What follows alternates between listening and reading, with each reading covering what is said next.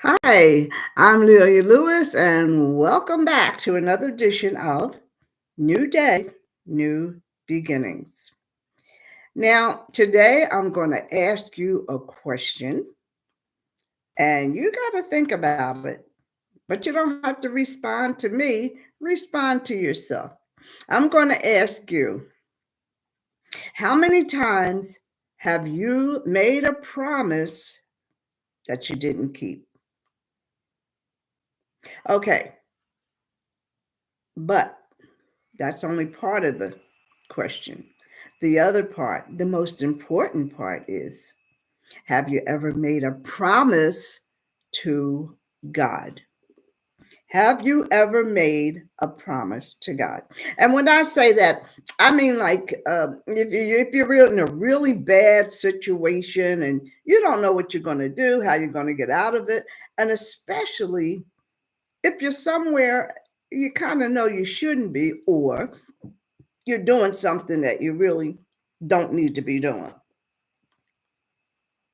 And that's when you're saying, oh Lord, if you just get me out of this situation, I don't know what to do, but I promise you, I won't do this again. I swear. Just help me out, Lord, out of this situation. Now, let's say you were invited to a gathering or even a block party, because we still have block parties going on. You know that. But maybe it's just not in your favorite part of town, let's say. And you don't really want to go, but you go anyway just because you said you would come. But then you get there and things get a little rough, and maybe a fight might break out, the police get called, and but your blessing was you got away safely. That's when the promise part comes in. So you promised yourself, no more parties for me, no more gatherings. I don't care if they're indoors and outdoors. I'm just not going to get in that situation anymore. And you just promise God, if you just get me out of this, I just promise, Lord, I will not do this again. And what happens? A few months later, you've forgotten all about the promise to yourself, as well as the promise you've already made to God. You've forgotten all about that. And what happens? Yeah, there you go. You're gone.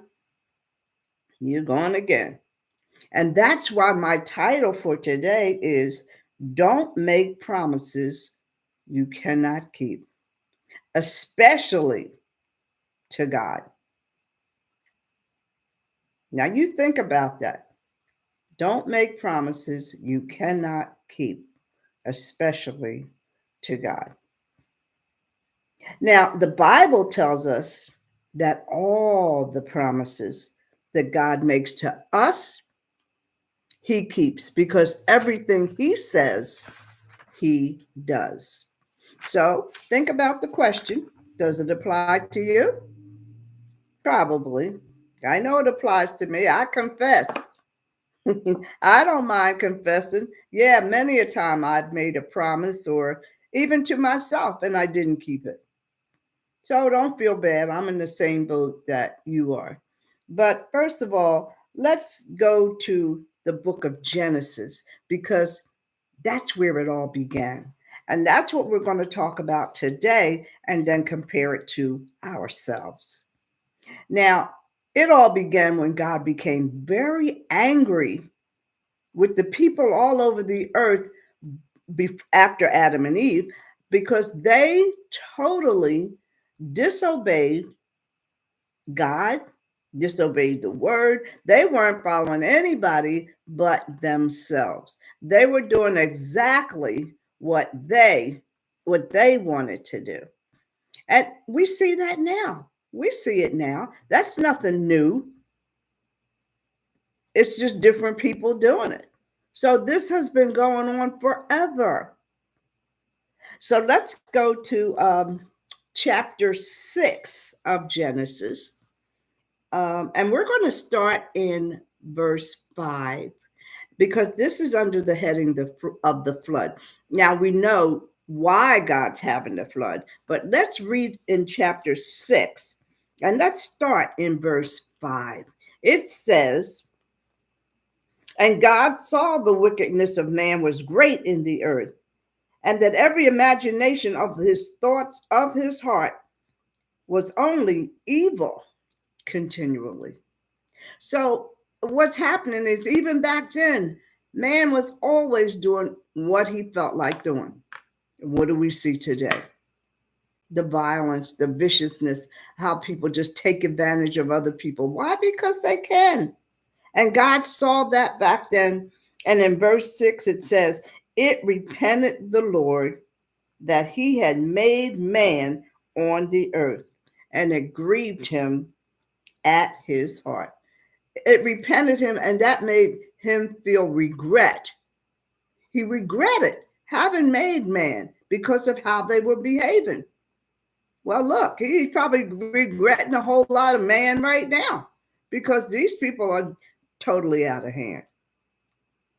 So it says in verse 7, he's saying, "I will destroy man whom I have created, but I'm going to destroy them from the face of the earth.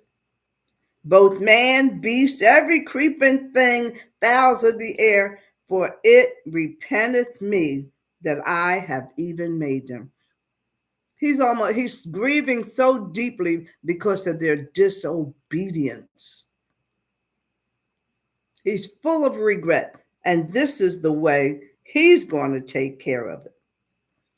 And verse 8 says, "But Noah found grace in the eyes of the Lord." These are the generations of Noah.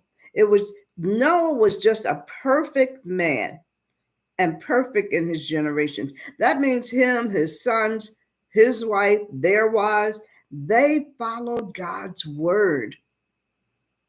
And that's why God was gracious unto Noah and his family, because Noah walked with God, him and his 3 sons and their wives. And the earth also was corrupt before God, and the earth was filled with violence. Filled. That's like overkill. And God looked upon the earth, and behold, everything he saw was corrupt. For all flesh had corrupted his way upon the earth. All flesh, all man, woman, child, didn't matter. Everybody was doing what they felt like doing. And God said unto Noah, "The end of all flesh is come before me." He said, like, I can't take it anymore. There's got to be an end. For the earth is filled with violence through them, meaning the people. They were filling the earth with violence because they were doing exactly what they felt like doing and disobeying God. And he said, "I will destroy them with the earth." So that's why he said man, beast, everything creeping, anything moving on the earth, flying in the air, all will be destroyed. So that's how Noah got grace, because he and his family walked with God. And then God instructed, that's when God started instructing Noah how to make the ark and what to bring upon it with him. Now it says in verse 15, this is how he wanted it to be made. He said the length of the ark should be 300 cubits.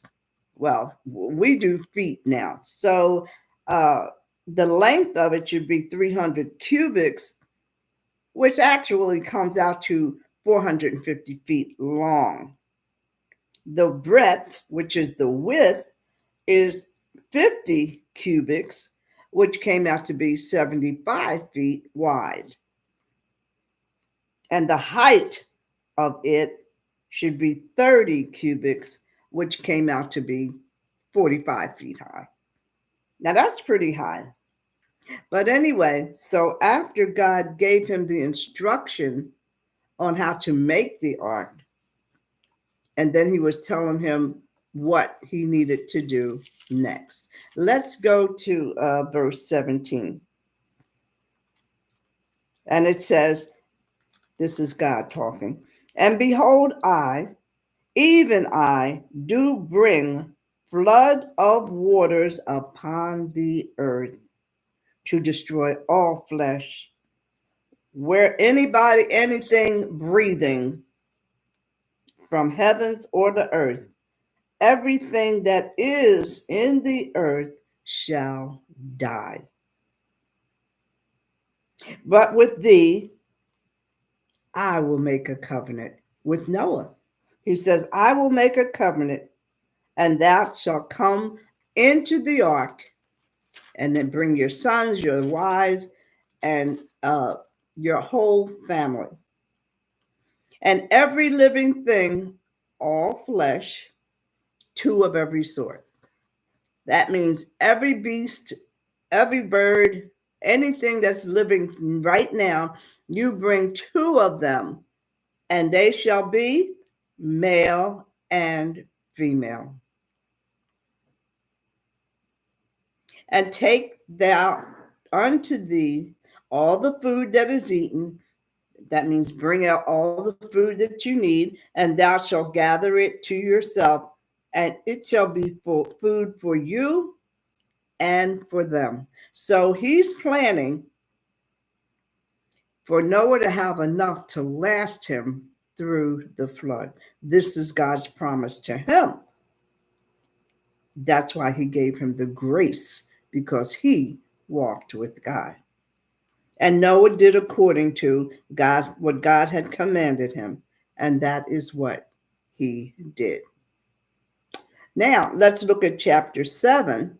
Chapter 7, we're going to go to verse 4, because this is where he's saying, for yet within, that means for yet, means within 7 days, I will cause it to rain upon the earth for 40 days and 40 nights.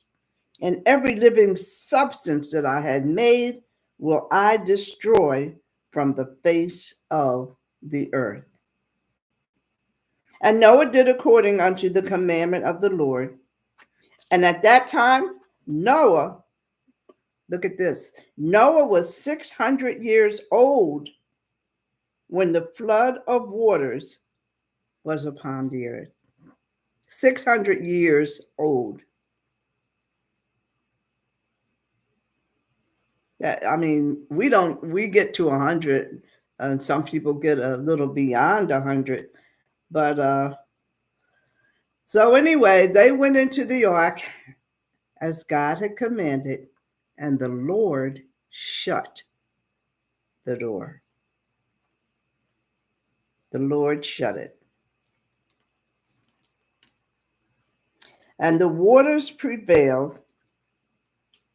Oh, I'm in verse 19. And the waters prevailed exceedingly upon the earth, and all the high hills that were under the whole heaven was covered. 15 cubits upward did the waters prevail. That's why he had it made so big. 15 cubits. And don't forget, 18 inches in our measurement is 1 cubic. So 15 cubics is 270 feet. So it was 270 feet high. But the ark was high enough that it would survive the waters. So everything that walked upon the earth at that time died. It says the water did The water prevailed, and the mountains were even covered. The mountains were even covered. And verse 23 says, and every living substance was destroyed that was upon the face of the ground. That was man, cattle, anything moving, the fowls in heaven, and they were all destroyed from the earth. Only Noah remained alive, and they that were with him. And the waters prevailed upon the earth 150 days. So the 40 days of rain, 40 days and 40 nights, that made the water so high that it stayed on the ground for 150 days. Now we're going to go to chapter 7. Let's see, chapter 7, and we're going to go to verse 4.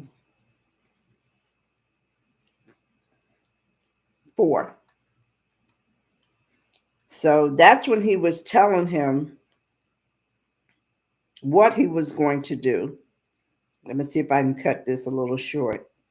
And then they went, and the floods were 40 days and 40 nights.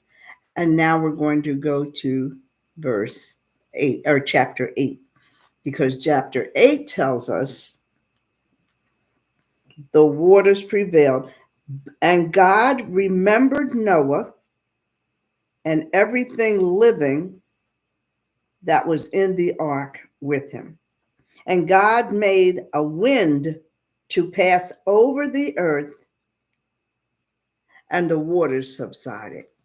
So now the water is gradually starting to go down, gradually, and the rain from heaven was restrained. So now it's just a matter of the water going down, just like we have a real flood, like the poor people in Florida and Georgia and all those places that actually have these things happening. So the water began to kind of go down Thursday. So let's see, verse 3, and that's where it said, the water returned from the earth continually. That means it was starting to go down. And after the end of 150 days, that's when the water abated. That's when it actually stopped.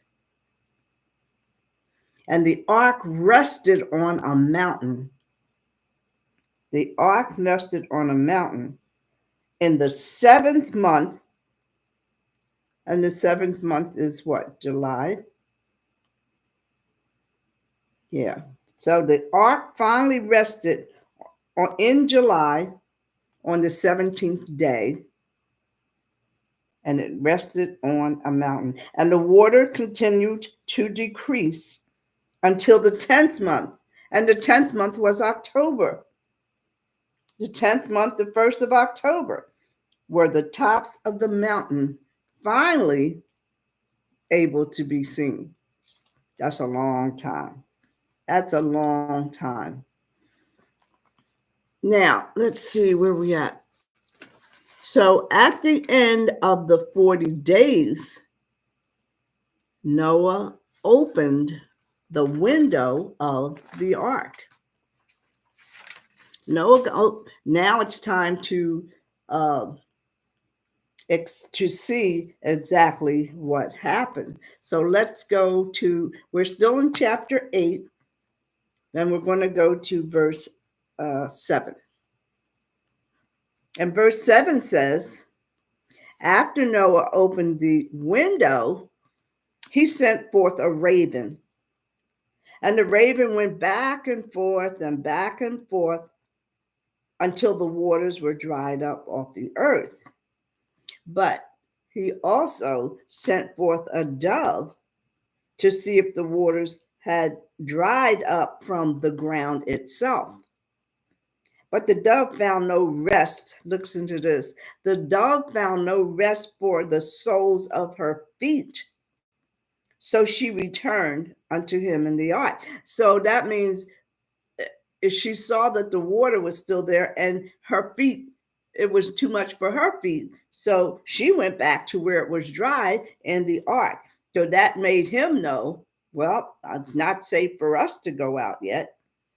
And he stayed another 7 days and he sent the dove out again. And the dove this time came with the olive leaf in her mouth. So this let Noah know that the waters were dried from off the earth. So now he knows that the waters had come to an end. So he stayed another 7 days and sent the dove out one more time just to be sure that it was safe for them to go out of the ark.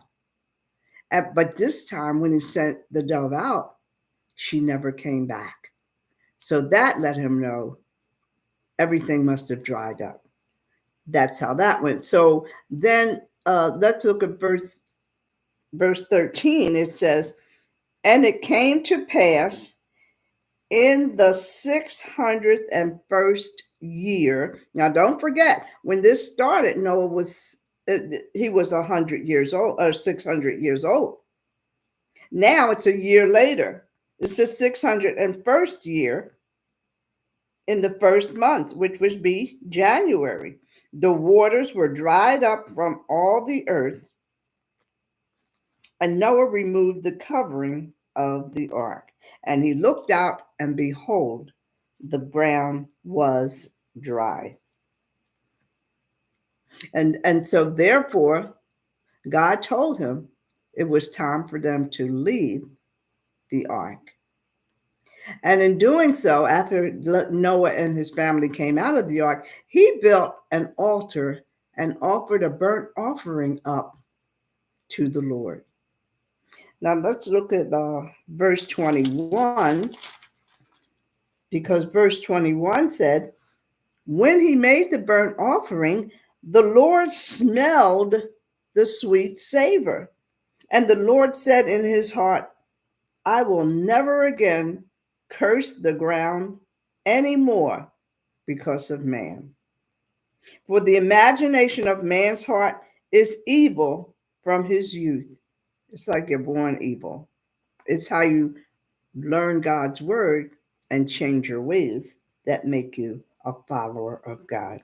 He says, neither will I again kill any more living thing as I have done. So he's making a promise. And he says in verse 22, he says, as long as the earth remaineth, and thy seed, I will leave everything as it is. There'll always be the seasons, summer, fall, winter, spring. There'll always be a day, and there'll always be a night. And these shall never cease, no matter what happens. Now let's look at verse 9, because this is the covenant. And the covenant is the formal, solemn, binding agreement between God and Noah. Now, let's go to chapter 9.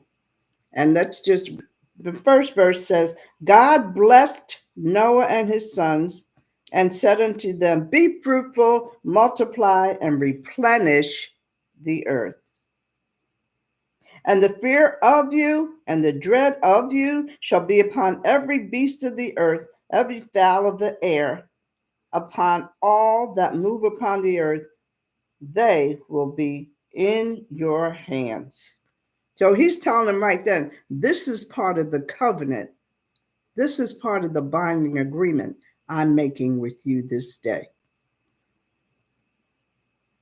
And verse 8 says, and God spoke to Noah and said, and I, meaning himself, Behold, I establish my covenant with you and your seed after you. So all your generations, I make this covenant. So it goes down for each generation because I'm making it here with you. Um, and with every living creature that is with you.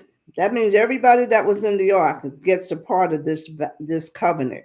They're a part of this covenant. And I will establish my covenant with you. Neither shall all flesh be cut off anymore. That means no more floods from the waters. I shall never do that again.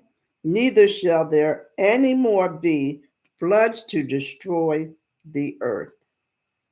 And God said, this is the token of the covenant which I make between me and you and every living creature that is with you for perpetual generations. That means forever and ever, all your generations.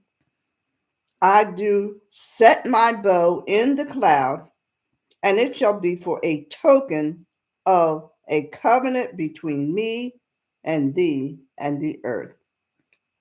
And it came to pass, and it shall come to pass, when I bring a cloud over the earth, that the bow shall be seen from the cloud. Now, do you know what the bow is? Surprise, the rainbow. When you see a rainbow in the sky, and that's why he said, when you see the bow in the cloud, then I will remember my covenant, which is between me and you and every living creature of all flesh. And the waters shall no more become a flood or destroy the flesh. That is the rainbow that we see after the rain. The clouds, and he shot his bow, and that became the rainbow. And the bow shall be in the cloud. This is God speaking, and I will look upon it, and that I may remember the everlasting covenant between God, every living creature that is upon the earth. And God said unto Noah, this is the token of the covenant which I have established between me and all flesh that is upon the earth. So remember that. That's what the rainbow represents. It represents the covenant, the binding of the agreement between God and all generations. So that includes us. The only thing we have to do is honor him and follow his word. Now, the moral of the story is no matter how many promises we may make to God, or even how many we break, we can always count on him to never break any of his promises to us. So why was Noah and his family spared? Why? Because he was a just man and he was perfect in his generations and he walked with God. He followed his commandments and he obeyed his commandments without question. He agreed to God's covenant because it was just as important to him as it was to God. So the covenant was with Noah and his generation, but he made the promise that he would never flood the earth again. And the rainbow was the token from God. So what we have to do, that's why we have to make up our minds. That's all it amounts to. Making up your mind to take God, to ask God, I should say, for guidance, to ask him for direction. But the point is, you've got to follow it. So going forward, don't make promises, especially to God, that you can't keep about better behavior when you're desperate. Make sure you really have the desire to convert your behavior to what it should be. And remember, whenever you need more courage or more strength, you can always count on God. Go to him. He never fails. and think about the rainbow and what it means. And the next time you see one, say, I remember, Lord, and I agree. And my closing words today are, you may forget the promises you make to God, but He never forgets the promises He makes to you. And until next week, I'm Leonie Lewis. Thanks for joining me.